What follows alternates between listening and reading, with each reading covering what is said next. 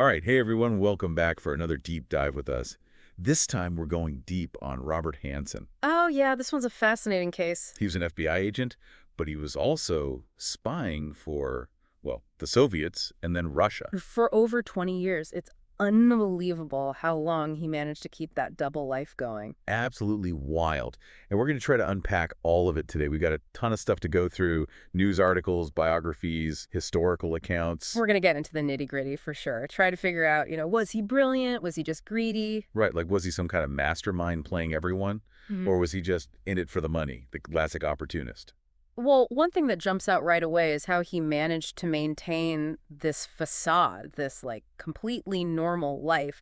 Family man, devout Catholic, living in the And suburbs. nobody suspected a thing. It's crazy. It's like a split personality almost, right? Absolutely. So to understand all of this, maybe let's start at the beginning. He was born in Chicago in 1944, gets a degree in chemistry, then an MBA, even dabbles in dentistry for a while. Wait, dentistry. That's a curveball I wasn't expecting. Right. And then he ends up in forensic accounting with the Chicago Police Department in 1971. Forensic accounting. I mean, you kind of see the connection there, right? With his later actions. Like he was always drawn to the world of secrets and hidden things. Yeah, you could definitely say that. Almost like he was unconsciously preparing for a life of deception. Right. Okay, so then in 76, he joins the FBI. Seems like a natural progression, maybe. But then, boom.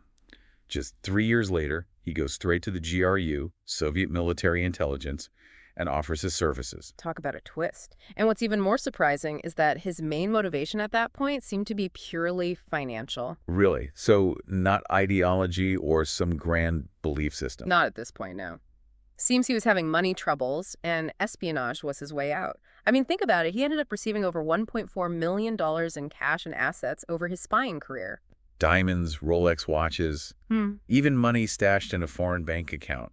Wow. It's mind-boggling. So yeah, not exactly driven by noble ideals, it seems. More like cold, hard cash was his muse. Exactly. But then, 1981, his wife finds out. He confesses to a priest, promises to stop, even donates the money to charity. Wow. Sounds like a genuine moment of remorse, a turning point maybe. I'd think so, right? You'd think that would be the end of it. But Oh, there's a butt coming. I can feel it. oh, yeah. Big time. Fast forward just 4 years, 1985, and guess what? He's back in touch with the Soviets. No way. He couldn't resist the lure of the spy game, could he? Even with the risks, even after everything. Apparently not. And this time, he's even more cautious, more methodical. He gets assigned to the FBI's counterintelligence unit in Washington, D.C. No, this is getting good. Or bad, I guess, depending on how you look at it. Yeah, not great for U.S. national security, that's for sure. Because now he's got even greater access to the very secrets he's selling. He's like a fox in the henhouse. Yeah. So what kind of damage are we talking about here? What did he actually give away? The impact was significant. He exposed a top-level Soviet source for U.S. intelligence, a guy named Dmitry Polyakov. Polyakov. Wasn't he executed because of that? Sadly, yes. And that's not all. Hanssen also revealed a secret tunnel that the Americans had built under the Soviet embassy in Washington. Wait, a tunnel. Yeah. Seriously, what was that all about? What kind of information were they getting from that? It was called Operation RAANBW. That tunnel provided incredible insights into Soviet military and political strategy for years. I bet. So losing that must have been a huge blow. Oh, absolutely. Set back our understanding of Soviet intentions significantly. And what makes this even crazier is that at this point, the FBI knew there was a mole somewhere, but they were looking in all the wrong places. For years, they suspected Aldrich Ames, another famous double agent. Right. Yeah. Exactly. Meanwhile, Hanssen is right there under their noses, continuing to operate undetected. And there were so many close calls, so many times he could have been caught. Oh, absolutely. His own brother-in-law even reported him to the FBI, but it led nowhere. And get this, Hanssen even hacked into a colleague's computer to access classified information. Hold on, he hacked into a computer. What kind of tech skills are we talking about here? Was he like some kind of tech whiz on top of everything else? Hanssen was surprisingly good with technology. He wasn't just stealing files, he was covering his tracks, manipulating data, even planting false leads to throw off suspicion. So he was playing a whole different level of this game, huh? Oh, absolutely. He was a master manipulator, blending in, staying ahead of the curve, combining his technical skills with his deep understanding of FBI procedures.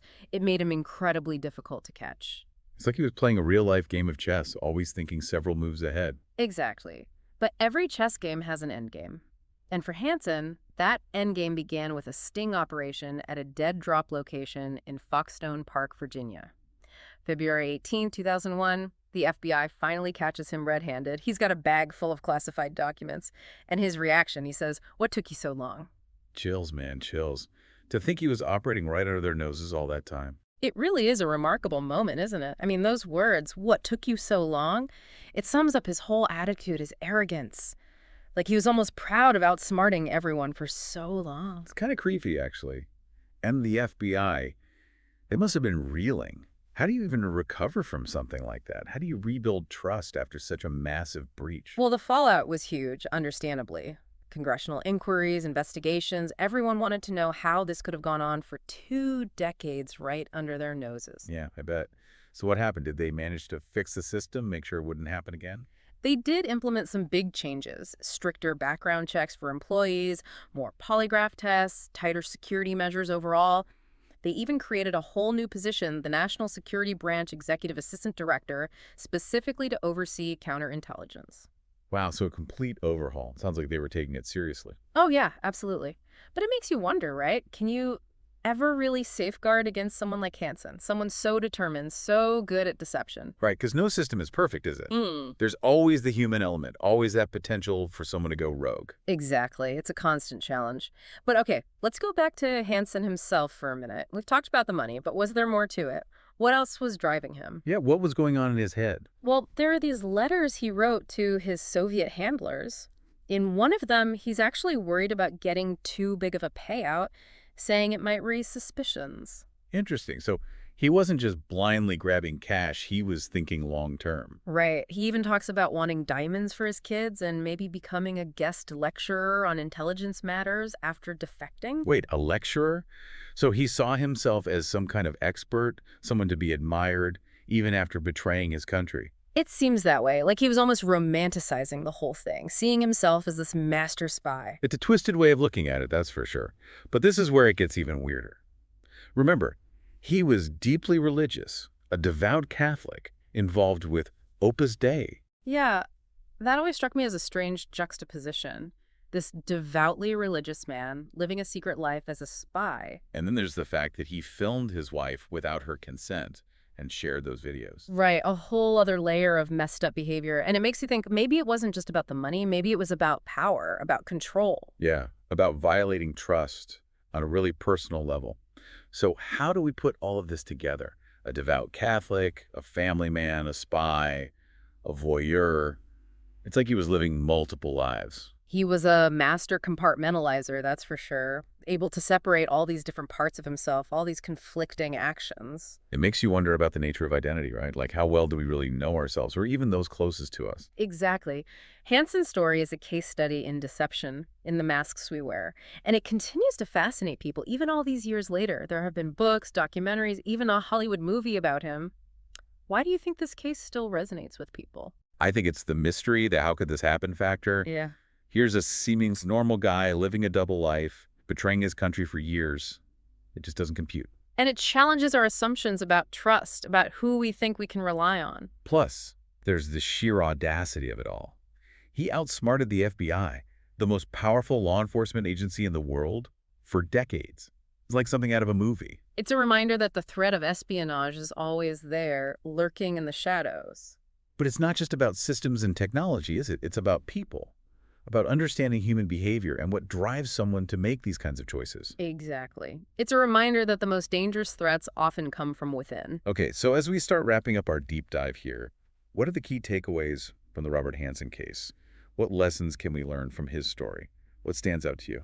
Well, I think the biggest takeaway for me is that we have to be constantly vigilant. Espionage is a persistent threat, and it can come from the most unexpected places. It's a never-ending chess match, isn't it? Always trying to stay one step ahead of the game. That's a good way to put it. And it's not just about systems and procedures. It's about investing in people, in training, in building a culture of trust and accountability. Because ultimately, it's people who make the choices, good or bad. Absolutely. And those choices, as the Hanssen case shows us, can have devastating consequences. So what are your thoughts? What has this deep dive brought up for you?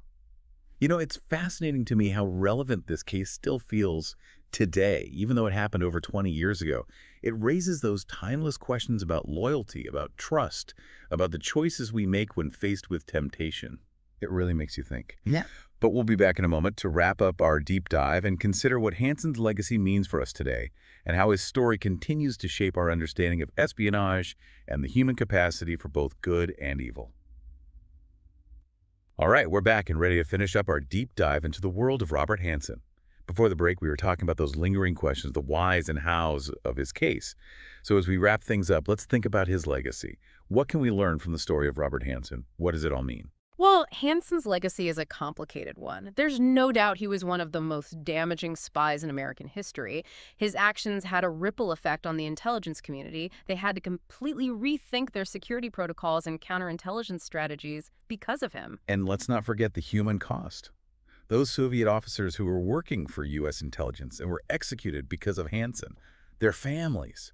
I mean, it's a tragedy. Absolutely. And the fact that he operated undetected for so long, even with all those close calls, it makes you question how any organization can really protect itself from someone like that. It really exposes the vulnerabilities, right? No matter how secure you think you are, there's always a way for someone to slip through the cracks. Right.